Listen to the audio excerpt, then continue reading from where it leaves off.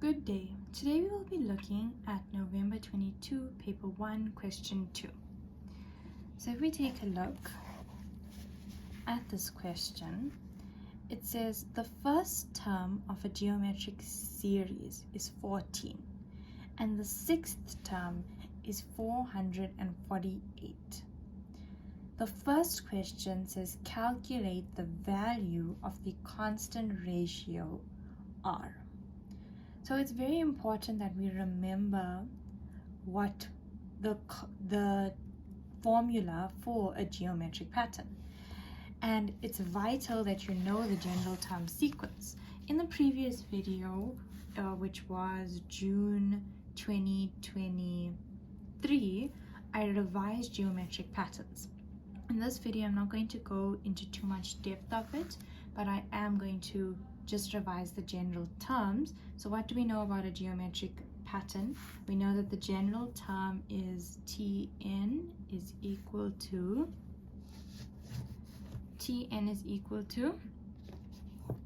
A times R n minus 1. That is the general term sequence. So it's Tn is equal to A times R n minus 1. And our R is equal to T2 over T1. So that's the most important formula from a geometric pattern. So now if we look back at our question which wants us to find the general pattern, to find the value of R. So it says the first term of the geometric series is 14 and the sixth term is 448. So let's just write that down. Okay, so the first term, which is our T1, is 14 and the sixth term is 448. That's what we get given. Okay, that's what they tell us. They want us to find R. Okay, so let's work with our formula and see if we can find what we find R from it.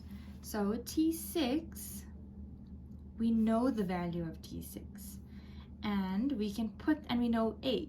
Okay, so we know that A is 14 times A is 14, and we want to find R, and we know that n is 6 minus 1. Just give me a second. Okay.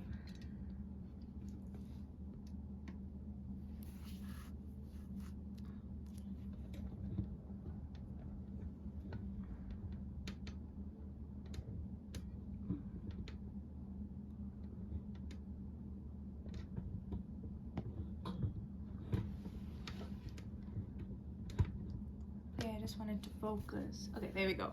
So that is what we can put in, that is what we've been given.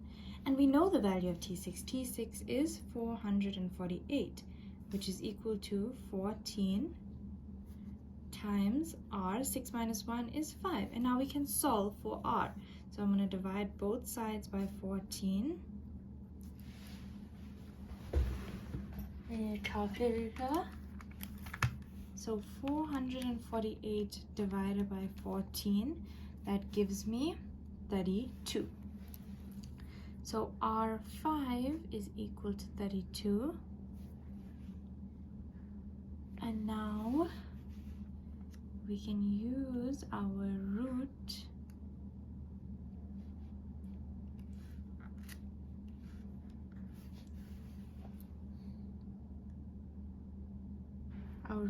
we can root 32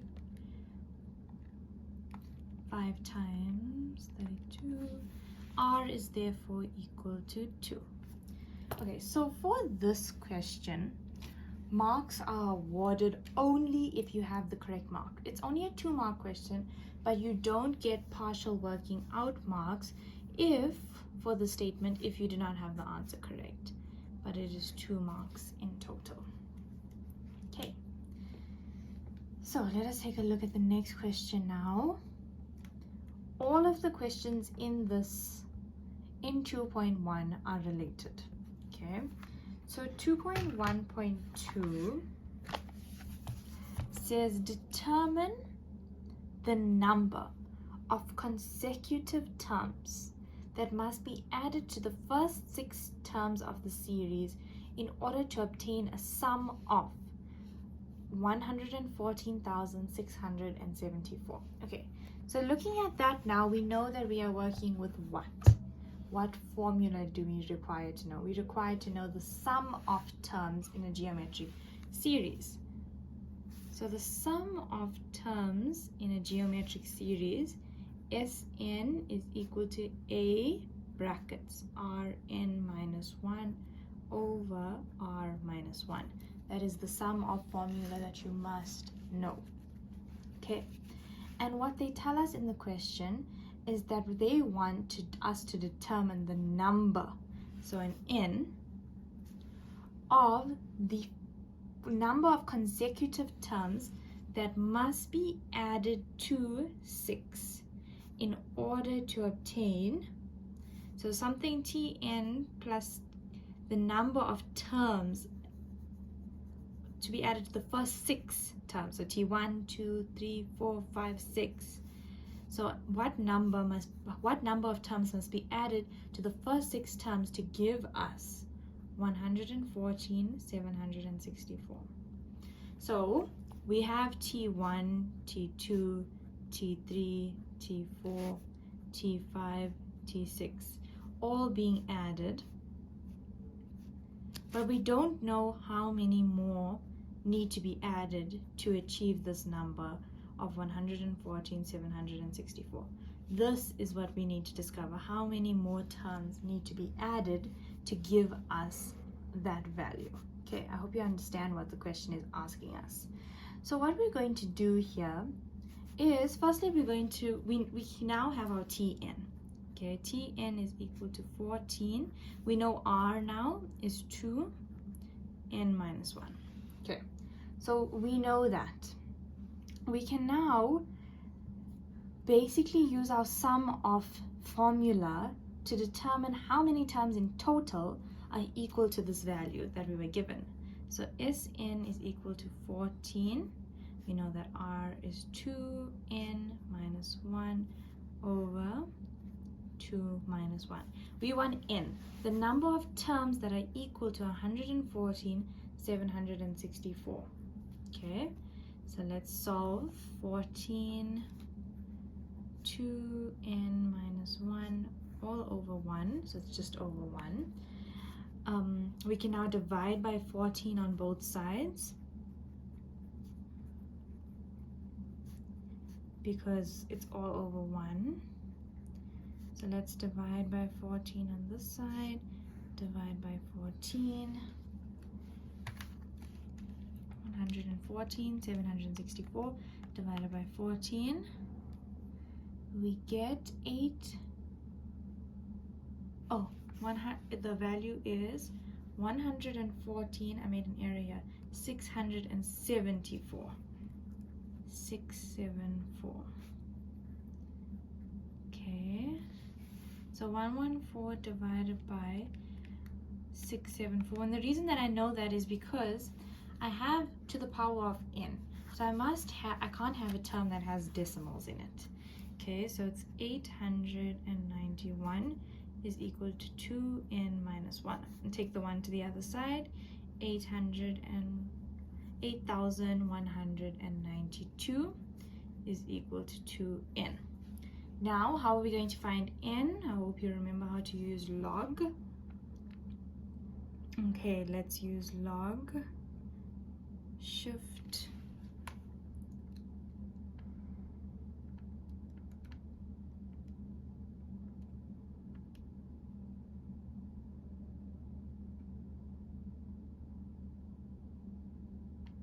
Okay, here's my log button.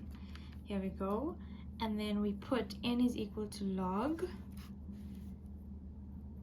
2 8,192, and in my calculator as well, 2 8,192. So therefore n is equal to 13. Okay, so if we go back to what I said initially, that means we calculated how many terms being added equal our total number, and that is 13 terms in total need to be added to equal that value that we were given. But the question asked us how many terms must be added to the first 6 terms. So therefore our answer needs to be 13 minus 6, which is 7. So the n is equal to 7 terms. 7 terms need to be added to the first 6 terms to give me 114,674. Let's change this here as well, 674. So that is how you need to understand and build your understanding of the question. Okay, let's look at the next one.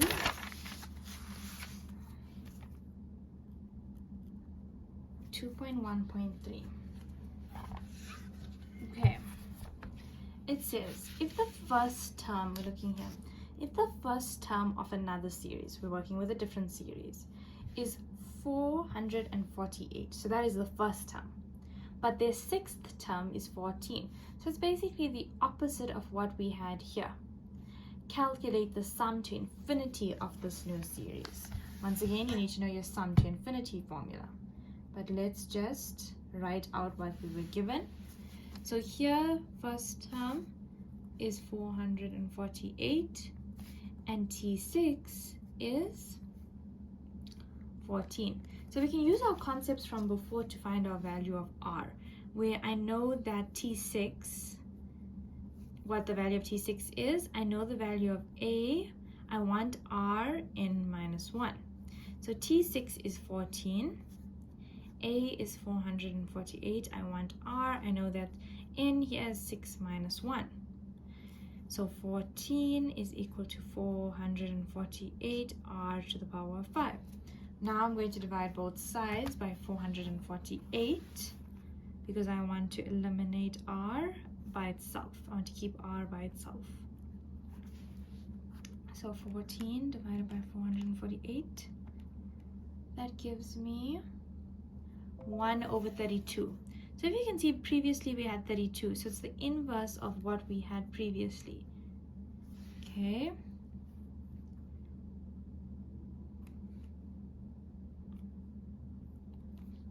So it's to the root of 5, 1 over 32, and that is R is equal to a half. Okay, now that we have our value of a half, we can use our sum to infinity formula, because they are asking us to determine the sum to infinity of this new series. Sum to infinity is A over 1 minus R, and we've been given everything. A is 448, 1 minus a half. So our sum to infinity of our new series, you can just go straight into your calculator. 448, 1 minus a half, 896. Okay, so I hope you are keeping up with everything that we've done so far. Let's just recap the previous questions marks, which I didn't go through. So with this question, it was a long question. It was a 4-mark question. It required you to substitute into the correct formula, and that formula was the sum of formula. So just substituting into that sum of formula, you already get 1 mark. Your next mark is for having the correct 2n value. 2n is equal to that number. The last one is for having n of 13 and n of 7. So understanding that a total of 13 terms equals that value, and that is not the actual answer. That was 4 marks. There was an alternate method to use, so if you have used that, you can just, another method, you can always contact me. Okay, 2.1.3 was a 3-mark question. 1 was for finding the value of R, 1 was for substituting into the correct sum to infinity formula, and for your answer. Okay, let's take a look at our last question. And this is also a very long question. It's a 5-mark question. Okay, here we get given a sigma. It has k at the top. P is equal to 0, meaning that the substitution of the first value is going to be 0. We get the formula, and we get the sum of is equal to, the sum of till the last term k is equal to 20 and 1/6. They want us to determine the value of k. Okay, so I'm gonna write this out because this is a fairly long sum, which we can already tell from the mark allocation. So let me just write out, let's just revise sigma. Okay, so we got given the sigma, p is equal to 0. So that's slightly different to what we usually get given, because normally the first value, the first term is t1, not t0. So in this question, it's going to be t0, t1, t2, t3, up until tk, which we don't know what the last value is going up to. So that's k. We're finding k. Our sum, or our general term, is 1/3p plus 1/6. And the sum of all the terms till k is equal to 20 and 1/6. Okay, so last term, first value, formula, sum of. Okay, I hope everyone understands that. So just from analyzing this, we can find what t0 is, okay? Because we can substitute into our formula. 1/3, where p is 0, plus 1/6. That is going to be 0, so t0 is 1/6. Let's find t1. t1 is going to be 1/3, 1 plus 1/6. You can use your calculator to assist you.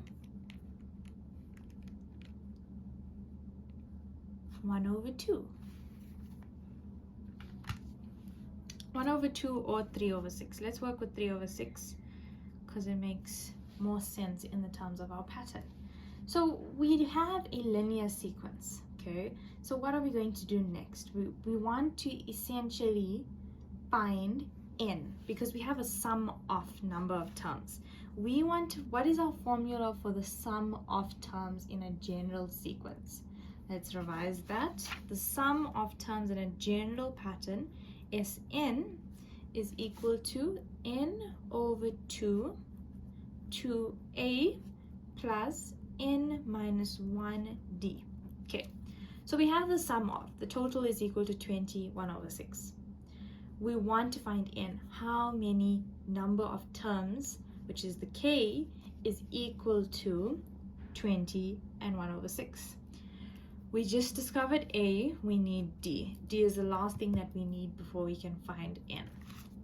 So we can now find d, the difference between these two terms. So d is equal to t1 minus t0. So 3/6 minus 1/6 is 2/6, which is a half. Okay, everyone's still with me? So we have the value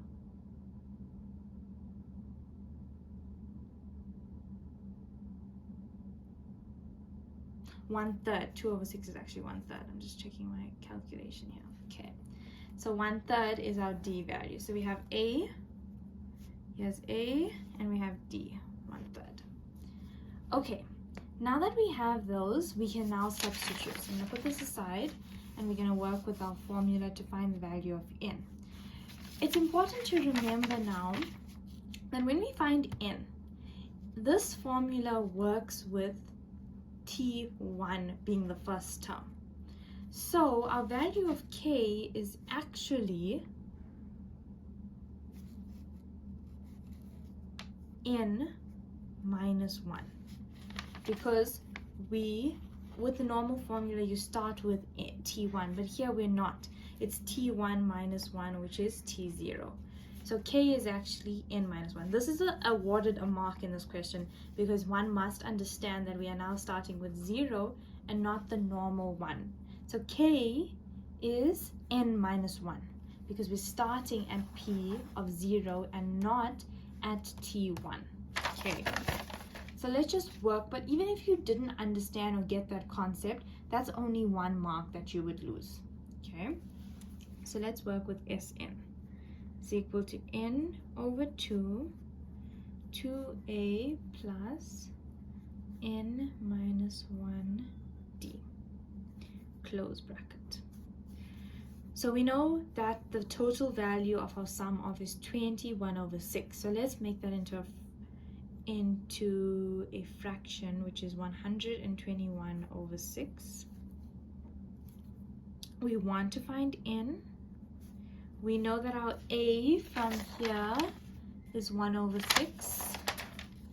So 1 over 6 plus n minus 1, and d was 1 over 3.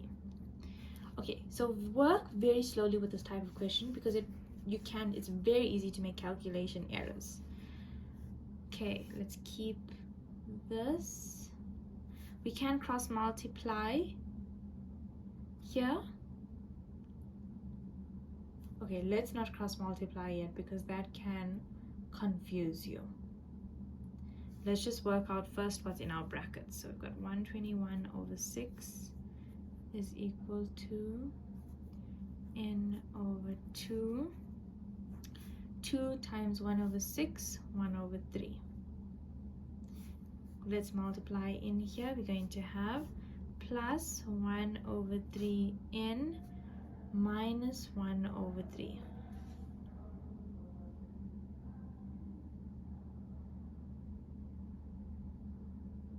Okay, now that we've done that, we can simplify here. We can minus 1 over 3 and 1 over 3. 121 over 6 is equal to n over 2. So that is going to go away. We're just going to be left with 1 over 3n. We want to get rid of this 2 because I just want n by itself. So I'm going to multiply both sides by 2. So that will become 3. That will go away. So I'm going to be left with 121 over 3 is equal to 1 over 3n squared. I want to eliminate or get rid of this 1 over 3. So I'm going to multiply both sides by 3. I'm going to be left with 121 is equal to n squared. So this is a fairly simple part now. We're going to square both sides. N will be equal to 11. If we remember now, because this term was not starting at 1, it started at 0, our k was equal to n minus 1. So k is actually going to be 10. Okay, that wasn't so bad. Let's take a look at our mark allocation. So the first mark that you get awarded for here, which anyone could have discovered, was T1. Okay, that was 1 mark. Finding your difference was another mark.